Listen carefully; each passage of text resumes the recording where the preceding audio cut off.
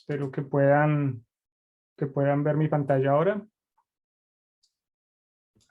Sí, se ve perfecto. Ok.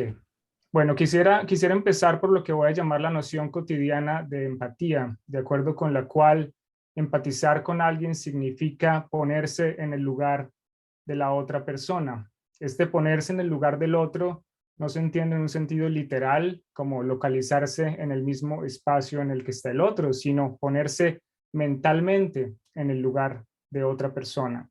Esta capacidad, según la noción cotidiana de empatía, suele considerarse como algo moralmente deseable, y este aspecto de la empatía, creo, se refleja en el reproche de no ser suficientemente empático o empática. Esta noción cotidiana de la empatía relaciona la empatía con la identificación y el compartir de experiencias. Desde esta perspectiva, empatizar con alguien significa de alguna manera identificarse con la otra persona y también compartir algunas de sus experiencias. Y este aspecto de la identificación y, y del compartir de experiencias se refleja en la segunda acepción que la Real Academia Española da del término empatía en su diccionario. Aproximadamente hace 100 años tenía lugar una intensa discusión sobre la empatía en el contexto de la filosofía alemana. En esta discusión se pronunciaron figuras centrales de la tradición fenomenológica, incluyendo a Husserl, a Max Scheler, a Martin Heidegger y también otras figuras que quizás no son tan conocidas como Edith Stein y Gerda Walter. La manera en que los fenomenólogos abordaron el problema de la empatía difiere de la noción cotidiana de empatía que mencioné antes. En particular, la noción cotidiana de empatía presupone de alguna manera que tenemos experiencia de otros sujetos con respecto a los cuales cabe hacerse la pregunta de cómo ponerse en su lugar. En contraste con esta perspectiva, los fenomenólogos discuten el estatus de la empatía a un nivel más básico con respecto a la pregunta de cuál es la experiencia más fundamental que tenemos de otros sujetos. Entonces, lo que quisiera hacer en mi presentación es presentar tres ideas centrales, tres contribuciones fenomenológicas sobre el tema de la empatía,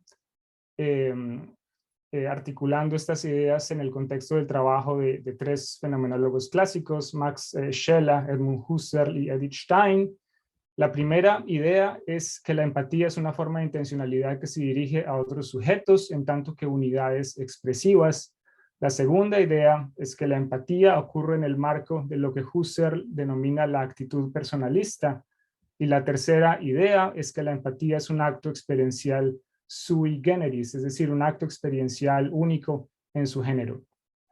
Antes de proceder con estas contribuciones, quisiera proveer un contexto más detallado de las discusiones fenomenológicas clásicas acerca de la empatía, analizando algunos aspectos de la discusión que los fenomenólogos hicieron de la teoría proyectiva de la empatía de Theodor Lipps. Ok. Una de las fuentes centrales de las discusiones fenomenológicas sobre la empatía fue el trabajo de Theodor Lipps, que era profesor en la Universidad de Múnich. El término empatía, Einfühlung en alemán, había sido introducido por Robert Vischer en el campo de la estética y se usaba, por ejemplo, en el contexto del análisis de la apreciación de obras de arte o la apreciación de paisajes naturales. Pero fue Lipps quien extendió la noción de empatía al campo de la comprensión interpersonal y quien conceptualizó la empatía como la capacidad más básica de comprender a otros sujetos. Los fenomenólogos clásicos aceptaron este enfoque de Lipps en el tema de la comprensión interpersonal, pero al mismo tiempo criticaron la teoría de la empatía desarrollada por Lipps. Entonces veamos cuál era la teoría de la empatía de Lipps. De acuerdo con Lipps, un sujeto empatiza con el otro sujeto cuando el primer sujeto proyecta sus experiencias al segundo. Y esto, según Lipps, ocurre siguiendo varios pasos. En primer lugar, Lipps propone que la observación de expresiones corporales en otros sujetos activa en el sujeto que observa dichas expresiones un impulso o un instinto de imitar esas expresiones. Y esta imitación se supone evoca experiencias que el sujeto que observa ha tenido en el pasado, y la comprensión de otros sujetos ocurriría, según Lipps, cuando uno proyecta a los otros las experiencias que uno mismo ha tenido en el pasado. Por ejemplo, la comprensión de un gesto de alegría ocurriría cuando la observación de cierto patrón de movimientos corporales activa en el sujeto empatizante el impulso de imitar dicho patrón, y dicha imitación, según Lipps, evocaría una experiencia de alegría que uno ha tenido en el pasado, que el sujeto empatizante ha tenido en el pasado, y es esta experiencia la que se proyecta al sujeto empatizado. Entonces, la teoría proyectiva de la empatía, según Lipps, involucra estos dos pasos de imitación y proyección al otro de un estado mental. Uno de los primeros fenomenólogos que criticó la teoría de Lipps fue Max Scheler. Scheler presentó varias objeciones a Lipps y muchas de esas objeciones fueron reiteradas por otros fenomenólogos, incluyendo a Stein y Gurvich. Una de las preocupaciones, de las críticas centrales de Scheler es que la teoría de Lipps es circular, y la idea de Scheler es que para poner en marcha todo el proceso descrito por Lipps, y en particular el primer paso de la imitación de los gestos del otro, parece presuponerse que dichos gestos son de alguna manera ya interpretados como expresivos de estados mentales. Como Scheler observa en su libro sobre la empatía, cito: el impulso de imitación surge únicamente si ya hemos aprendido el gesto como expresión del miedo o de la alegría. Y si, como Theodor Lipps opina, esta aprehensión misma únicamente fuese posible por una tendencia a la imitación y la reproducción provocada por esta tendencia de una alegría o un miedo vividos con anterioridad, nos moveríamos dentro de un evidente círculo. Entonces, según Scheler, la teoría de Lipps presupone lo que debería explicar. El impulso de imitación de, por ejemplo, un gesto de alegría presupone que aquello a imitar ha sido identificado como un gesto que expresa alegría.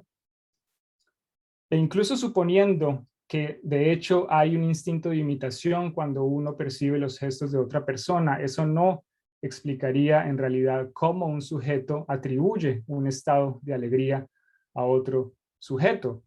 La teoría de Lipps parece ser más acerca de la reproducción de las propias experiencias que acerca de la comprensión de otros sujetos, que era el tema que Lipps se proponía explicar.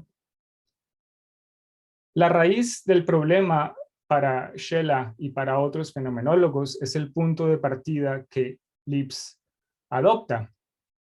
Lipps asume en su teoría proyectiva de la empatía que la percepción de otros es, en primer lugar, percepción de comportamientos y movimientos puramente físicos que no tienen de por sí ningún significado mental o psicológico.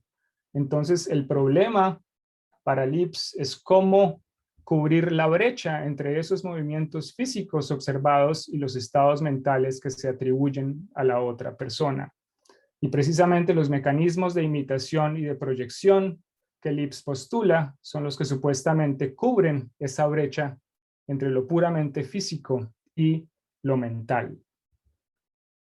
La sugerencia de Scheler es que una teoría convincente de la comprensión interpersonal tiene que tomar un punto de partida radicalmente distinto al asumido por Lipps.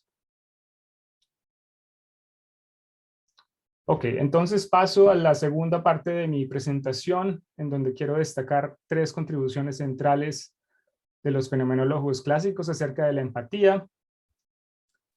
La propuesta de Scheler es reconceptualizar el punto de partida de una manera acorde con nuestra experiencia de otras personas.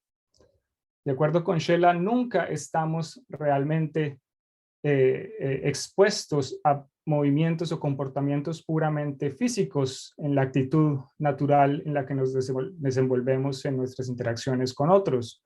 Por ejemplo, Scheler observa percibimos la vergüenza en el rubor, en el reír la alegría.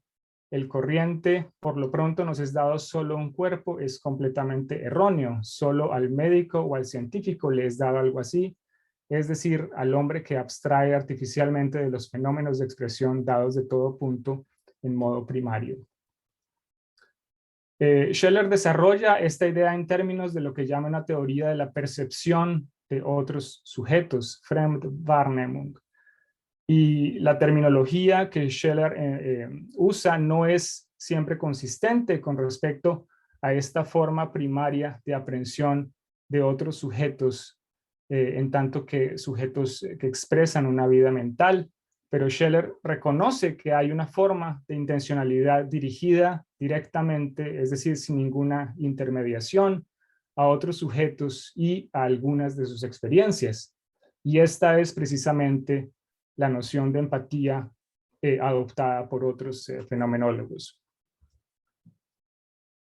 De acuerdo con Scheller, la percepción de otro como una unidad expresiva es anterior a la distinción entre un cuerpo físico y una vida mental que dicho cuerpo solo anunciaría o que ocultaría. Entonces, la propuesta de Scheller es que tomemos la noción de unidad expresiva como el punto de arranque para una teoría de la comprensión interpersonal y que dicha noción de unidad expresiva no se puede reivindicar si uno trata de simplemente añadir al cuerpo físico, suplementar el cuerpo físico con una vida mental. Como escribe, lo que percibimos en los seres humanos con quienes vivimos no son, ante todo, ni cuerpos ajenos, ni yos, ni almas ajenas, sino que son totalidades unitarias que intuimos. Es importante notar que esto no significa que todos los aspectos de la vida mental de otros sujetos puedan ser objetos de empatía. La empatía, de acuerdo con Scheller, es una experiencia de otros en tanto que portadores de vidas mentales ajenas y de algunos tipos de estados mentales, por ejemplo, algunos tipos de emociones o quizás intenciones que tienen un carácter particularmente expresivo, pero eso no significa, la teoría de la empatía desarrollada por Scheller y los fenomenólogos, no significa que la vida mental de los otros esté simplemente a simple vista, que sea completamente accesible. Esa idea, por supuesto, sería poco plausible. Estas discusiones también tienen resonancia. Las discusiones clásicas acerca de la empatía y las unidades expresivas tienen resonancia en discusiones contemporáneas acerca de la cognición corporizada, o en inglés embodied cognition. Otra contribución importante de Scheller que quiero mencionar es la distinción entre varios fenómenos de comprensión interpersonal que suelen ser confundidos. Scheller distingue al menos entre los siguientes fenómenos. El primero, la empatía, que acabo de describir, por ejemplo, percibir el dolor de alguien en su gesto de dolor. El segundo, la simpatía, que describe como un preocuparse por el dolor de alguien con compasión, un ponerse en su lugar. Y creo que la noción cotidiana de empatía que mencioné al inicio corresponde más a lo que Scheller denomina simpatía. Otro fenómeno descrito por Scheller es el sentir en común, Mitfühlen, que es, por ejemplo, compartir el dolor de alguien desde la perspectiva de un nosotros. Y aquí el ejemplo famoso de Scheller es el padre y la madre que están ante el cadáver de su hijo y sienten pena como una unidad, sienten una pena compartida. Otro fenómeno que Scheller distingue es lo que llama el contagio emocional, que es la transferencia a menudo inconsciente del estado emocional de otros a uno mismo. Ok, paso ahora a algunas ideas que tomo del trabajo de Husserl. En el libro segundo de ideas, que corresponde a manuscritos que Husserl elabora aproximadamente en los años 1912 o 13, más o menos al mismo tiempo que Scheller publicaba la primera edición de su libro sobre la simpatía. En dicho trabajo, Husserl propone que la comprensión empática de otros ocurre en el marco de lo que él llama la actitud personalista. La actitud personalista, según Husserl, es la actitud que tenemos previamente a cualquier teorización científica acerca del mundo circundante y de otros sujetos. La actitud personalista en este sentido es una actitud preteorética que contrasta con la actitud teorética que se asume en las ciencias naturales. Entonces Husserl opera con esta distinción importante entre actitud personalista y actitud naturalista. Así es como Husserl describe la actitud personalista. La actitud personalista en la que estamos todo el tiempo cuando vivimos uno con otro, le hablamos a otro, le damos la mano a otro al saludarlo, nos relacionamos uno con otro en el amor y la aversión, en la intención y el hecho, en el decir y el contradecir, en la que estamos igualmente cuando vemos las cosas de nuestro entorno precisamente como nuestro entorno y no como naturaleza objetiva, como en la ciencia de la naturaleza. Se trata, observa Husserl, de una actitud totalmente natural y no de una actitud artificial que tuviera que ser conquistada y descubierta mediante recursos extraordinarios. Entonces la sugerencia de Husserl es que es en el marco de la actitud personalista que tenemos experiencia de otras personas como sujetos corporizados y no como cuerpos físicos que estuvieran animados por una vida mental por completo inaccesible. Los sujetos empatizados, de acuerdo con Husserl, están dirigidos a un mundo circundante, y esto es importante porque a veces se puede pensar que la empatía tiene un enfoque bastante estrecho en la corporalidad del otro, en los gestos del otro, pero Husserl, en las descripciones que hacen ideas en el segundo libro de Ideas, pone de presente cómo los sujetos empatizados son aprendidos como dirigidos ellos mismos a su mundo circundante. Y observa además Husserl que en esta actitud personalista uno nunca está en la posición de insertar el espíritu en el cuerpo, como dice. Y también está la observación interesante que hace Husserl, que la actitud personalista no es en realidad una actitud que tengamos que esforzarnos por adoptar. La actitud personalista es la actitud natural y no la actitud naturalista de las ciencias naturales. Otro elemento de la discusión de Husserl sobre la empatía en Ideas 2 es que la empatía posibilita otras formas de comprensión interpersonal que se basan en ella. En concreto, Husserl habla de relaciones de mutua comprensión o de intercomprensión en las que varios sujetos se relacionan entre sí a través de comunicación y co-constituyen un mundo en común. Ok, para finalizar mi presentación quiero presentar algunas ideas de Edith Stein, que escribió su disertación bajo la dirección de Husserl justamente sobre el problema de la empatía. La contribución de Stein es particularmente importante, creo, porque provee una discusión muy enfocada sobre la empatía en el marco de la tradición fenomenológica. Y el punto de arranque de toda la investigación, la primera frase de la disertación me parece muy interesante, porque Stein observa que en toda la controversia que tenía lugar en su tiempo sobre la empatía subyace un presupuesto implícito, que es precisamente que nos están dados otros sujetos y sus vivencias. Y este es precisamente el nivel de análisis que a Stein le interesa investigar, este presupuesto tácito que otras teorías de la empatía dan por descontado. Stein describe la empatía como un tipo de acto experiencial sui generis, único en su género, que permite que nos sean dados a un nivel básico otros sujetos y algunas de sus vivencias. Y este darse de otros sujetos, Stein enfatiza, es directo. Ella escribe: la empatía pone inmediatamente el ser y alcanza su objeto directamente sin representantes. O sea, es una forma de intencionalidad que no tiene intermediaciones y que se dirige directamente a la vida mental de otros. Un aspecto de la empatía que Stein contribuye a aclarar es que el carácter directo de la empatía no implica que el sujeto empatizante acceda de la misma manera que el sujeto empatizado al objeto de empatía. Es decir, la idea de que uno puede tener experiencia directa de las experiencias de otra persona no significa que el sujeto empatizante tenga esa experiencia de la misma manera que el sujeto empatizado.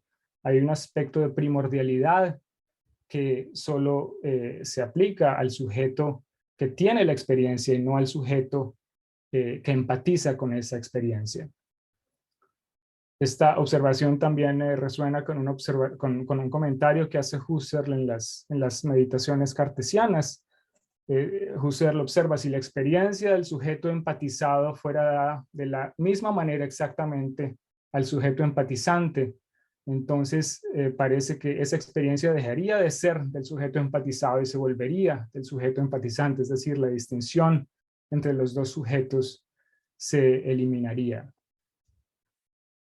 Entonces, el carácter directo de la empatía, según Stein, Husserl y los otros fenomenólogos clásicos, es compatible con la idea de que cada sujeto tiene un acceso único a sus propias experiencias.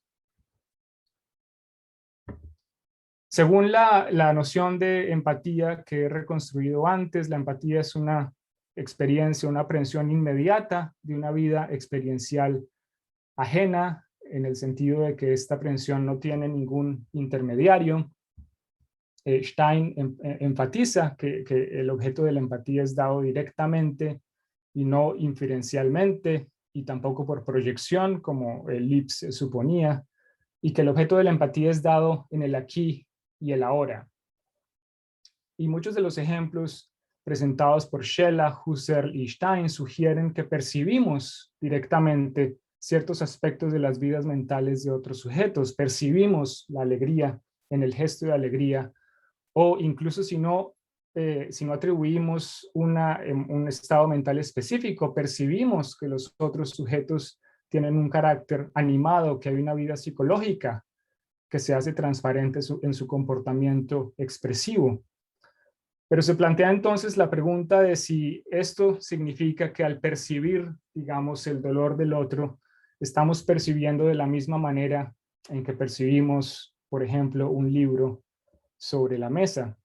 Y Stein provee una discusión muy interesante en la que ella marca diferencias importantes entre la empatía y la percepción de objetos como libros, mesas, etc. Y la observación una de las observaciones que hace Stein es que en el caso de la percepción de objetos como libros y mesas, estos objetos tienen facetas que uno puede hacer presentes cambiando la orientación espacial con respecto a dichos objetos. En la terminología de Husserl, estos objetos tienen horizontes internos que uno puede hacer presentes si uno, como sujeto percipiente, cambia su orientación con respecto a estos objetos. Pero en el caso de las experiencias ajenas dadas empáticamente, esto no es posible.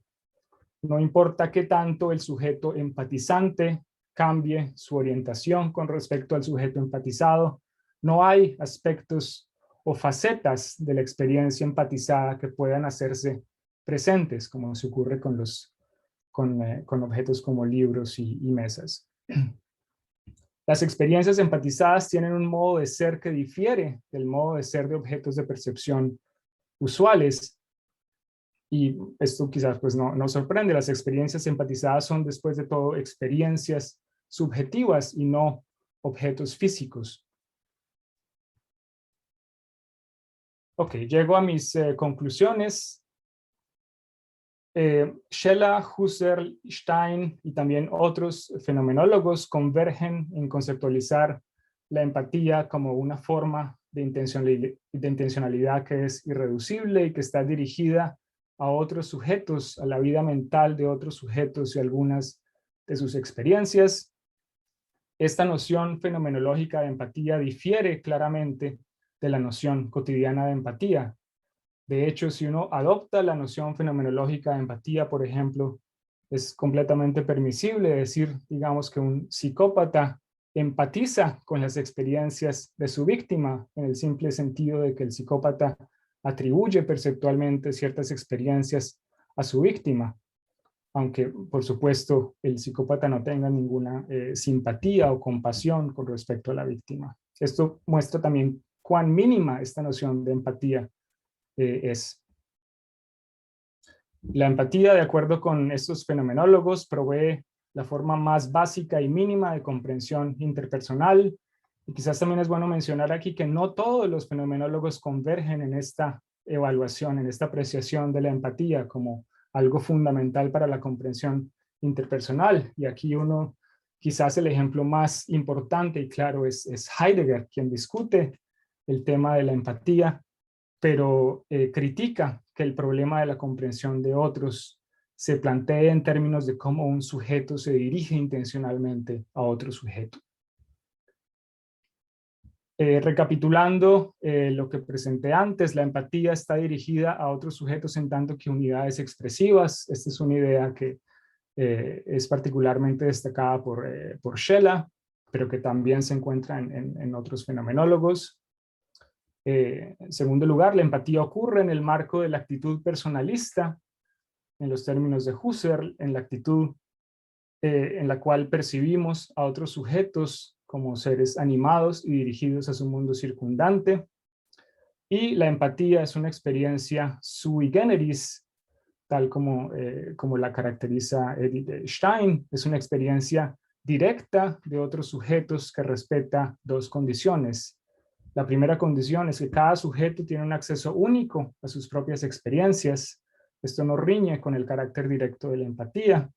Y la segunda condición es que percibir empáticamente experiencias ajenas no es una forma de percepción externa que se pueda asimilar directamente a la percepción de objetos como libros y mesas. Con ello concluyo mi presentación y les agradezco por su atención.